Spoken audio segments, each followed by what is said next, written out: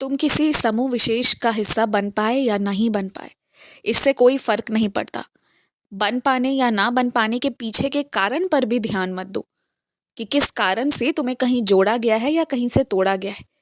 लेकिन हाँ, जो तुम करना चाह रहे थे उस समूह विशेष में जुड़ने के बाद तुम जो करते, उस चीज को जारी रखो। चाहे प्रार्थना करने से जुड़ी बात हो या फिर तुम्हारे कार्य से जुड़ी कोई बात हो, करना जारी रखो। ऐसा नहीं है कि जब कोई सामूहिक प्रार्थना करता है तभी मैं सुनता हूँ और कोई अकेला बच्चा मुझे पुकारे तो मैं ना आऊँ। ऐसी कोई बात नहीं है। बात सिर्फ इतनी सी है ना कि जो दिल से पुकारता है वहां मैं आ जाता हूँ। उसी तरह जो भी काम करो बस उसे दिल से करो। समूह में कर पा रहे हो तो ठीक, नहीं कर पा रहे हो तो भी ठीक।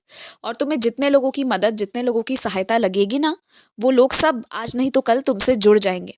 आज शायद तुम्हें तुम्हारा काम छोटा लग सकता है, पर ये याद रखना कि उसी छोटे से काम को ना तुम किसी इतने महत्वपूर्ण जगह पर योगदान दोगे ना कि उसे बहुत अच्छे से याद रखा जाएगा, बहुत सराहा जाएगा और वो पूरे जीवन के लिए तुम्हारे नाम से जुड़ जाएगा। तो जो काम तुम्हें मिला है उसे बहुत अच्छे से करो। वो बस एक बहुत बड़े स्तर पर तुम्हें खुद जाकर करना होगा। पैसा कमाने की चाह बिल्कुल गलत नहीं है और ये तो होना भी चाहिए, क्योंकि अगर ये नहीं करोगे तो जीवन निर्वाह कैसे होगा?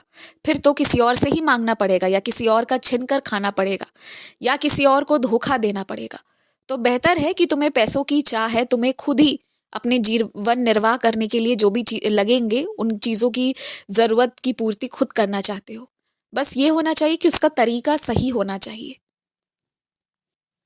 और एक बात हमेशा याद रखो, तुम अपने आप को सबसे उपयोगी इंसान बनाओ। तुम जो भी बोलो ना वो किसी के जख्म पर मरहम बन जाए। अच्छी चीजों को देखो, अच्छी चीजों को सुनो, अपने हाथ से अच्छे कर्म करो। अपने पूरे जो तुम हो ना, जो तुम्हारा शरीर है, उसे तुम पूरा अच्छाई में ही योगदान में लगाओ।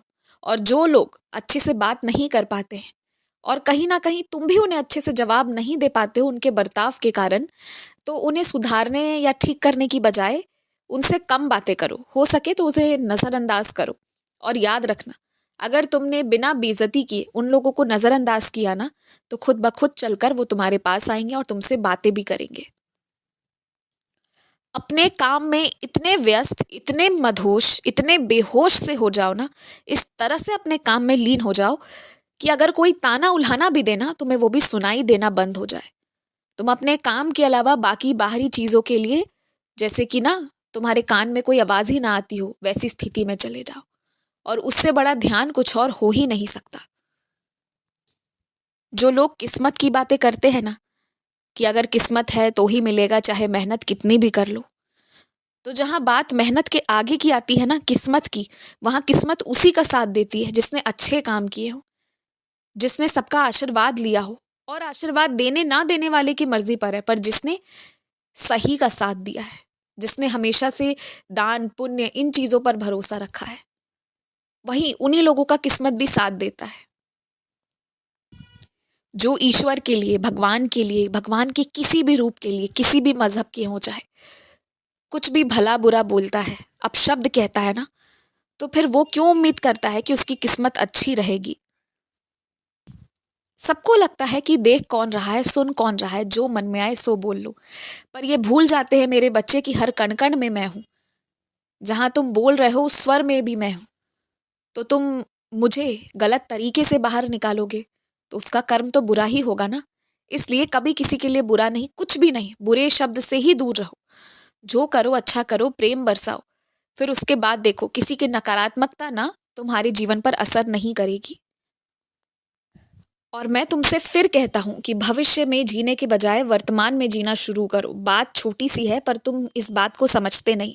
अक्सर तुम यही कल्पना करते हो कि जब कोई तुमसे कुछ कह देगा तो तुम बदले में जवाब क्या दोगे, या फिर ऐसी परिस्थिति वैसी परिस्थिति उत्पन्न हो गई तो क्या करोगे क्या। और अक्सर तुम्हारे ख्याल नकारात्मक होते हैं, जो बहुत नकारात्मक होते हैं, बहुत खतरनाक है। इसलिए तुम्हें कहता हूं, व्यस्त रहने की बहुत जरूरत है तुम्हें। किसी का दिल दुखाया है तो माफी मांग लो। माफी मांग लेने में कोई बुराई नहीं।